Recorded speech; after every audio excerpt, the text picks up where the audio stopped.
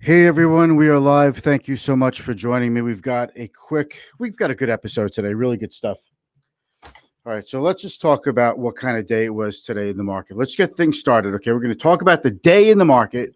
We're going to talk about what I think is significant, a silver lining in the last couple of days has finally been found that will also help us deal with yesterday's market action. Tough day yesterday.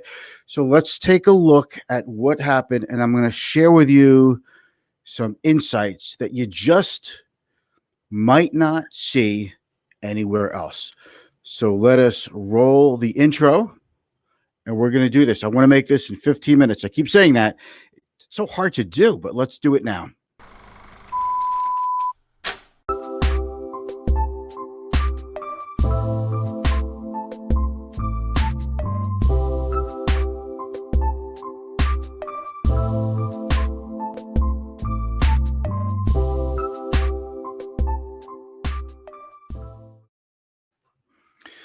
All right, it's good to have you back. If we haven't met yet, my name is Mitch Goldberg. I'm a financial advisor with the wealth management firm Client First Strategy. You're watching my live stream. It's called Be the Boss of Your Money because I want you to be the boss of your money, not your money to be the boss of you. We talk about investing, personal finance, and business. I'll have some more guests on going forward. And I just love doing this. And I'm going to share with you the benefit of my 30 years and growing of experience in the securities industry. And I've got a long way to go. I still consider myself young. So I'm Mitch. If you have any questions, hit me up in the comments. Words of encouragement are always appreciated. I will be looking out for your comments and your questions. So I'd love to hear your questions. So ask me questions in the comments. They should be specific to what we're talking about today. If they're not, that's okay. I'll do my best to answer them. So here's what we're going to do. We're going to do a quick rundown of the market, and then we're going to get into some perspective. And I'm going to make this pretty quick today. Believe it or not, we're already live now for 2 minutes and 15 seconds. Okay, so I am very happy that stocks rebounded somewhat, the Dow being up about 300 points. So it's made up almost half of yesterday's down day. And I was really concerned yesterday because the worst case scenario is this. We had the state mandated shutdown to deal with the pandemic, and states started reopening. And the whole premise was that the economy, and this is what, if you're a viewer of my show, I've been saying, the states are going to open up much quicker than people expect. I said around March 16th, 17th, I'm a buyer. I said in March 24th that it looks like we hit the low. And that was tough to say at that time. Now looking back, it's oh yeah, I knew we were at the low. But if you didn't say it, you don't have some kind of timestamp, something in writing or video or something, anybody could say, oh yeah, I knew it. You know what I mean. So here's the deal: we've had this bounce up, and the S&P 500 reached its flat line for the year, even a slight tad bit above. The Nasdaq's been hitting record after record after record. So altogether, this year hasn't been too bad, but we've got some things to consider because what the concern was yesterday was that I've got my notes here to refer to, make this nice and quick. The issue yesterday was that the reopening will go, will happen quickly with all the different states, with Texas and Georgia and the Carolinas and everywhere else, unless we get a sharp resurgence in COVID-19 cases, hospitalizations. And, people are talking about that maybe in the fall in October. Well, we're getting it now. Some will say, well, we never really, you can't call this a resurgence because we never got rid of the first surge. Well, you could call it anything you want. The fact of the matter is it wasn't as bad in the Carolinas and Texas and Arizona as it was in New York and New Jersey, for example. But it's gotten pretty bad. We pray for those people. It's an awful thing to deal with. And we all just want to get on with our lives. So let's just all hope for the best. We don't necessarily have to prepare for the worst and everything. But we have, by the way, I see there's a few people out there. Let me know where you're watching from. You're watching this on Facebook, LinkedIn, YouTube. I'm live on all of those right now. And so the issue was, though, that if we get a big spike in COVID-19 cases. So if you take a look at this, we had, as of yesterday, 45,000 new confirmed cases just yesterday. And one day on Wednesday, confirmed new cases. Okay. Today could have been another big down day because of that. So 45,000 new cases yesterday. Apple has announced that they're closing more stores. They're closing stores in Florida. That's on top of stores they've closed in Texas, Arizona, North Carolina, and South Carolina. Texas today governor there announced that they are pausing their reopening in the state, especially in the hard-hit 4 cities there, Dallas, San Antonio, Austin, and Houston. Houston, in particular, has just been getting smashed with this, okay? And I personally, I would expect other states to slow down their phases of reopening as well, because it's been pretty bad now in a lot of states, Arizona and Florida, right after Texas. Okay. We had worse than expected jobless claims today. So what all this does is it spells back to home, back to the work from home, staying at home kind of stocks. So let me explain to you why the market turned around today and why it wasn't such a bad day today. It's because of the rotation back into work from home stocks, your big 6 Fang M stocks. That's big 6. Okay. That's Facebook, Amazon, Alphabet, Apple, Netflix. The G in Fang M, is Alphabet because they changed their name from Google to Alphabet, and Microsoft. All of those stocks were higher today by a nice amount. And I always say that those stocks basically dictate the market. They're about 30% of the market cap of the S&P 500. So therefore, they make up 30% of that whole index. So when these stocks move together, they have a tendency to pull everything else with them, either up or down. Today was up. You also, so you have this is not necessarily a V-shaped day just because the stock market went up, because you have to take a look at which stocks did go up today. And as long as the work from home type of stocks did well today, that's not necessarily, you want to see the industrials, energy, and financials do well at the same time. Having said that, I want to tell you that the financial sector, mainly banks, make up a little over 10% of the total of the S&P 500. Today was a really important day, and this was one of the key reasons why the market turned around today, because it was down over 200 points at one point today, and it looked like a continuation from yesterday. And all of a sudden, the market turned around. What happened? Did we just forget about the coronavirus cases? Was it all just for nothing? No, that is still there. That issue with the economy is still there. That hasn't changed. What changed was that there was a rollback in the Dodd-Frank rules in terms of how much money that banks have to set aside to hold risky bets like derivatives and private equity. It means that we know that banks are going to have write-downs because of the severe recession we're in.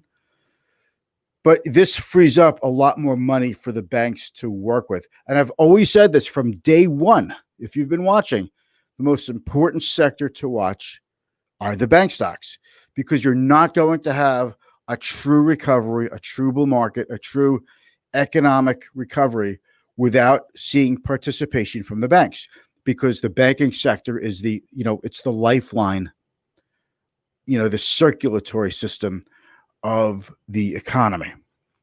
So when you have the Fang stocks, Fang M, up all today, which is about 30% of the market cap of the S&P 500, and you have 10%, which are the bank stocks helping out, 40%, that's a pretty good day. And those stocks together can move the market. This wasn't necessarily like, oh, yesterday we were worried about the economy and today we're not. We're worried. It's not so much worried about the economy. The view is going forward that things are going to get better. My view that I laid out yesterday was, with the interruption in state phases reopenings because of the surge in COVID-19 cases, that it would just make things take longer to get back on track, which would mean maybe stocks are a little ahead of themselves. It's just a delay. It's not a negative call. It's just the way it is. We knew there were going to be bumps on the road. We knew that, okay? And that's what yesterday was. It's a bump in the road, but it's on a road that is going higher. Oh, yeah. I like the way that sounds. Let me show you a couple of quick things in the screen, and I hope that explains to you why things turn around and why that is so significant. All right, so I'm going to share with you the screen, which will really put this together. And I'm going to show you something from the TSA. I'm going to show you something for auto sales and gasoline sales, just to give you an idea of some of the things that I'm looking at. Now, let's just see if anybody's out there. Okay, Alex is out there. Hey, Alex. Alex, hi. Mitchell Photography is opening up. I did 2 weddings last Sunday. Awesome. Just booked a wedding for Friday and 2 in August. Have done a few more porch portraits. I love your porch portraits, by the way. By the way, Alex does these porch portraits, and all the money he gets, he donates to charity because he's a great guy, especially during a pandemic when everybody's trying to hoard their cash. He's still doing his charitable endeavors, which is what makes you, Alex, a super guy. Okay. Doing a special session for Leukemia and Lymphoma Society on Saturday after the wedding, and just finished 40 headshots for Connoisseur Media staff and their radio station social media. So helpful. Awesome. I love that. Okay, let's get that out. Let's check in here with Andrew Goldstein, Facebook. And Andrew is in Houston, by the way. Houston. I'm thinking of Allen Houston when I used to go see the Knicks play when I worked in Manhattan, and we'd go to the Garden, and Allen Houston, that was awesome. Anyway, Andrew, thank you for joining me. There's another comment from Andrew. We reopened everything on May 1st. Pausing does nothing right now. Okay, so you think pausing, it's like too late to pause, or just look, I want people to understand. I want the economy to reopen. Not only that, the economy has to reopen. And I don't want to go backwards. I wouldn't go backwards. I could see what's happening in Texas, slowing things down just to make sure they have a handle on things. But the economy is opening. And my feeling is, if you have a worry about the COVID-19, or you're living with somebody who has health issues, someone who's above a certain age, then you've got to be careful. We should all be careful. Wear a mask when you're out so you don't spread it, because a lot of people have it. But if you're really that worried about the COVID-19, about contracting this virus, then it's up to you to stay home. It's not up to everybody in America to stay home because you're worried. If you're worried, then you stay home, and hopefully you'll have the accommodations at work and everything to do so, or collect social services, do what you have to do. But 95% of the country has to go on and open and stay open. Just wear your goddamn mask, people. Wear a mask. Look, I know you're wearing a mask. I'm not saying it to anybody out there specifically, okay? Wear the mask. James is out there on Facebook this morning. James is in Australia, so in Melbourne, Australia. By the way, if you connect with me on LinkedIn, connect with James. He puts out not just great content, but like really caring, kind content. And Andrew just saying everything's open already. So what are they pausing exactly? All right, what they're pausing in Houston is putting a pause on elective surgeries at hospitals. Businesses that are already open get to stay open. But whatever the next phase is in Texas, they're going to stop. And I think the real deal, though, is to make sure that businesses actually conform to the guidelines. Not just, we'll let extra people into the bar or the restaurant. Just conform to the guideline. You would know better than me, or maybe I would know better than you. Okay, thank you for asking. Okay, so let's just do a quick share screen. Share screen. Boom, boom. I love doing this. Okay, folks, I'm over here. Okay, I'm in the corner over here. Okay, so let's just take a look at something. This here is the Dow Jones Transportation ETF. As you can see, it's off about 20% versus the S&P. Okay, so that is something to follow. I follow the Dow Jones Transportation Index. By the way, this is, railroads, airlines, FedEx, UPS. The top 10 positions actually don't include any of the airlines, but it's still, if you want to get a handle on what's happening in the economy, follow the Dow Jones Transportation Average, and you can certainly follow it by following this ETF. The ticker symbol is IYR. Okay, let's take a look at another one here. You see the Dow. I hope you can see this on your screen. The Dow is up just about 300. S&P, Nasdaq, small caps, and the VIX was off just a little bit. We want the VIX to come down because the VIX is indicating a heightened level of nervousness. You want to see that back down into the high 20s. Maybe another day or two like this week, we could actually see that. There's some news that tends to find some banks could be stressed in the pandemic. No kidding. I'm not going to get into that whole thing right now. Let me see if I can close that. Okay. I'm not going to get into the whole bank stress testing right now. That's like a whole other issue. All right. So we're going on for 15 minutes. So let's see. Let's take a look at my favorite dashboard. Okay. You see the financials with the leader of the day up 2.6%, followed by energy, technology, industrials. Industrials are in the middle of the pack. Not a bad day for industrials, which helps the Dow Jones Industrial Average go up a little bit. Utilities were at the bottom, but they had a good day yesterday. They were at the top yesterday. And let's just take a look a little bit more. We looked at the Dow Jones Transportation Index. Let's take a look at the Fang Stocks. Remember what I said? The Fang Stocks are all up. Facebook, Apple, Amazon, all in the green. Netflix, Google, Microsoft. When that happens, you generally get a pretty good day. Now let's take a look at this one. This is another website I was looking at. The balance. Okay, here. This is what I wanted to show you. Do you see this? Technology is about 26% of the S&P 500. By the way, some stocks like Google, Alphabet, Facebook, they're not even considered technology. They're moved to the communication space. But if you look at financials, about 10%. So when you realize how much a sector is in proportion to the S&P 500, then you realize when a sector moves up or down, you realize what kind of influence it's having on the rest of the market. I hope you could see that. I'll see if I could make that a wee bit bigger. You know what? It's tough to do from here. We'll just we'll leave that alone for now. Here's what I wanted to show you. This is a friend of mine really follows this closely, and he follows the TSA numbers. This is how many passengers are screened at TSA checkpoints in the United States. This goes from March of 2019 till now, so just about the last little bit over a year. And you see the dark blue over here. This is current. You see down here. This is. And the black lines are last year or the previous year. So you could see how low TSA check-ins are and how low it was at its bottom. And it's been climbing steadily, but looking like it's starting to level off lately. And I think the reason why that might be leveling off, I think it makes sense, is because of the spread of the COVID cases in the different states. People are afraid to fly. And now that if people from certain states come to New York, New Jersey, and Connecticut, and they have to quarantine for 14 days, that might slow down travel even a little bit more. Let's take a look at this. I told you I have all these funky statistics, but this here is just auto sales. But as you can see, auto sales are way down. I know people are saying auto sales are on the rise, and that is true. There's some pent-up demand.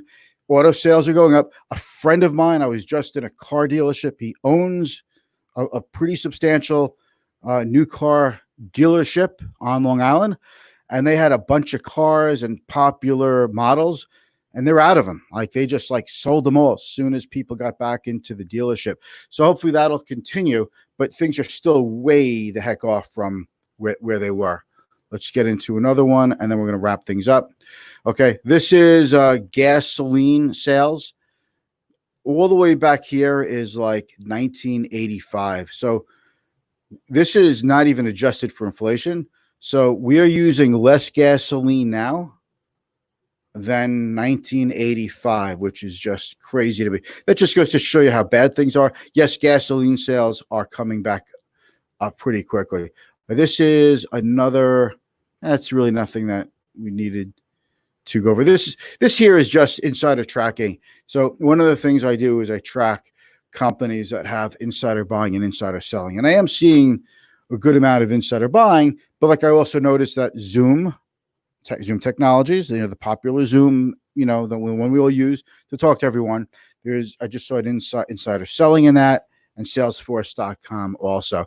So I don't know if that really means too much. I mean, these stocks are up a lot and insiders are allowed to sell, but insider buying to me is pretty important. I'd like to see that go on a little bit more.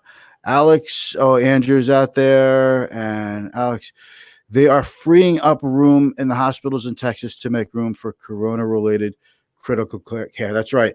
And they have a lot of ICU beds that are already taken up. Hey, I know, Andy, I see you, Andy. Thank you for joining us. Hey, Tom Moran, good to see you. Hey, Tom, are you on the Long Island Railroad now on your way home? Good to see you guys. Or are you still working from home? Anyway, good to see you guys. So that's my scoop on the day. I'd like to thank all of you for joining me, and I'm going to do this tomorrow. Chin up. I'm not doing one of these. If you're from New York or New Jersey, you know what I'm talking about. So chin up. Stay positive. We will get through this. This spike in COVID cases is a bump on the road. It's not the end of the recovery. Not at all. That's not what I'm saying. Okay, so it's not the end of the recovery. It just means, again, a bump on the road. We know a lot more about treating people with the virus. We have learned a lot more about the virus. We've got some better medications, like a very common anti-inflammatory steroid, similar to prednisone, dextromos. I think it's similar to prednisone, but it's longer acting. Very inexpensive. We've got remdesivir from Gilead, and there are a whole host of companies. There are over 100 vaccines in some that are being worked on for COVID. So chin up. We'll get through this. Just want to give you the scoop today. Thank you for watching. I'm going to end this now. We're at almost 22 minutes, and I'll be back here on Monday. But tomorrow I'm sending out my blast email. So that's what I do on Fridays. I do the blast email. If you're not receiving my blast email and you would like to, send me a DM or let me know in the comments. I'll get it out to you. Herb, if you're out there, I received your email, and I'm going to get that out to you, and I will speak with you soon, okay? Take care. And Andy's out there. Let's not forget the Randazzo. Sup, my man. All good in the hood. It's also that we have more testing happening. Absolutely. We should look at how many tests were available 2 months ago. Look, yesterday was like a record day for testing in the United States. It's just the testing is ramping up. And as you'd expect, more people are positive, so more people are coming down with the illness, because just because you test positive for having the virus doesn't mean you show any symptoms. It doesn't mean you actually have the illness. I don't know how to really put that. You're infected, but you don't have the illness. You're not showing symptoms. But there is a higher percentage of people that seem to be going and getting sick with symptoms. And regardless if it's because of testing or not, I'm not trying to discount what you say. I'm agreeing with you, Andrew. It's just that more cases, more COVID-19 positives. It also does mean more people in the hospital, more ICU beds taken up, more people on ventilators. So it's all in all a surge. And typically, once someone is infected with the virus, it takes about a week to 2 weeks for it to become evident. So there's a bit of a lag. So you have more positives today. That means in a week to 2 weeks, you're going to have a rise in hospital rates, and after that, a rise in ICU bed occupancies, and then a rise on ventilators, et cetera. That's, I think, what it means. It's not so much of getting rid of the virus now. It's just a matter of trying to avoid surges that overwhelm, the hospital system, the regional hospital systems. Okay. Hey, now look at that. I'm an expert. I'm a, epidemiologist all of a sudden. I should put that on my LinkedIn. I'll put that on my LinkedIn profile. All right. I'll speak to you guys soon. Thank you all for joining me. I'm going to end this broadcast. Really appreciate it.